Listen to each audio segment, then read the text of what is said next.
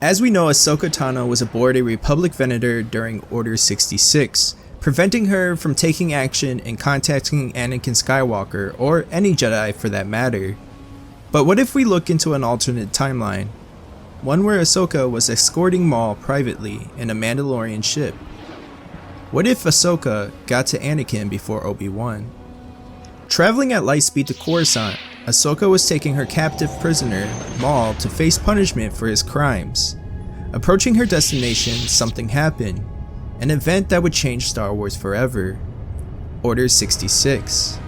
She could feel Anakin through the Force going through something dramatic. He was in pain. Undeniable pain. Ahsoka's heart broke for him. She needed to get to him as fast as possible. Jumping out of hyperspace, the ship began to descend into the planet. As they approached the Jedi Temple, the Darkside's presence felt strong, almost overwhelming for Ahsoka. Confused and concerned, she landed and rushed into the temple. A sigh of relief came from her as she seen the Jedi in the temple going about their daily lives. But she felt Anakin. He was close.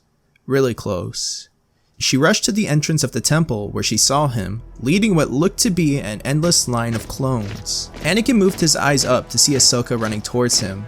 Anakin, knowing the clones' direct orders were to shoot down all Jedi, knew she was in trouble. He screamed, "Ahsoka, wait!" almost instinctively, but the clones began to open fire.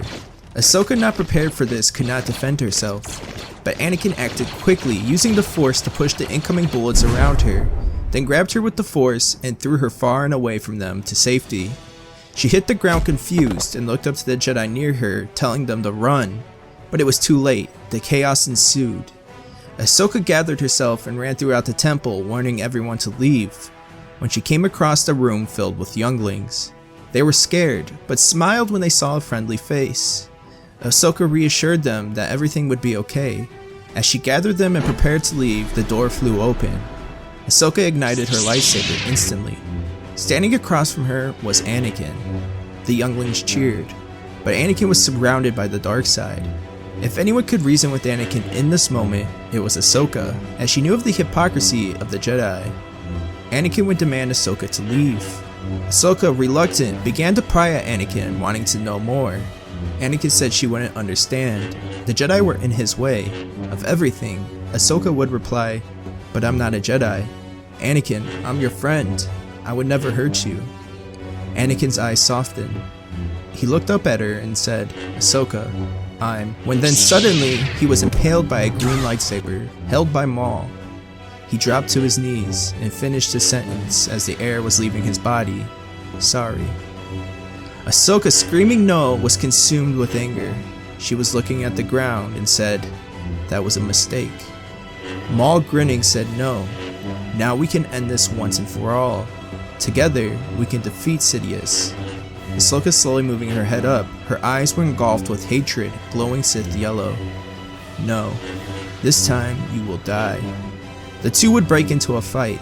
Ahsoka was already able to defeat Maul once. This time, she was only stronger and quicker.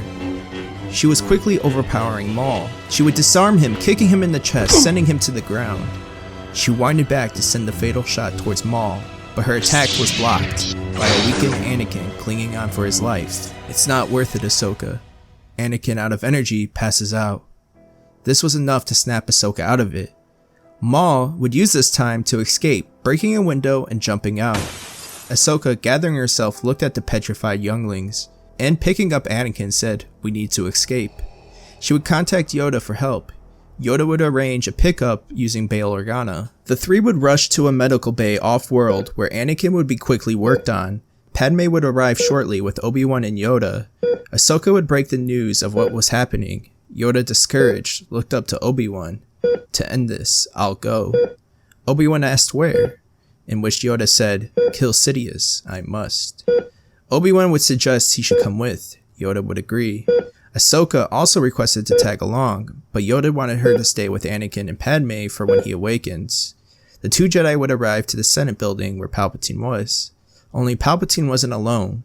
Darth Maul stood next to him. The duo that started this was the duo standing at the end. Maul, pleased to see Obi-Wan, as he wanted him dead, would smirk. They would be squaring each other up before a battle would start. Maul took Obi-Wan as the Emperor took Yoda. Obi-Wan was handling Maul quite well, but Yoda was slightly outmatched against Sidious. Maul would go to use the same move he once used before to kill Qui-Gon, but Obi-Wan saw it coming and was able to end Maul's life in one fatal stroke. He looked up as Yoda and Sidious had ascended to the Senate chambers. He tried to work his way up there, but would be stopped by clone troopers rushing in. He would take as many down as possible, but he was becoming overwhelmed. And Yoda too was being overwhelmed by Sidious's power. Yoda would be shot to the ground by Sidious's lightning falling from a great height. Obi-Wan deflecting shots with one hand caught Yoda with the other.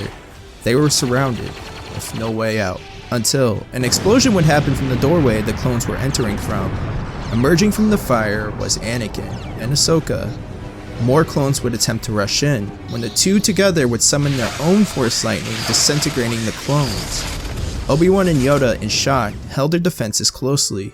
Ahsoka would assure them that there is no reason to fear them, as they are one with the Force, and the Force is with them. There was no dark side or light. There was only one, the Force.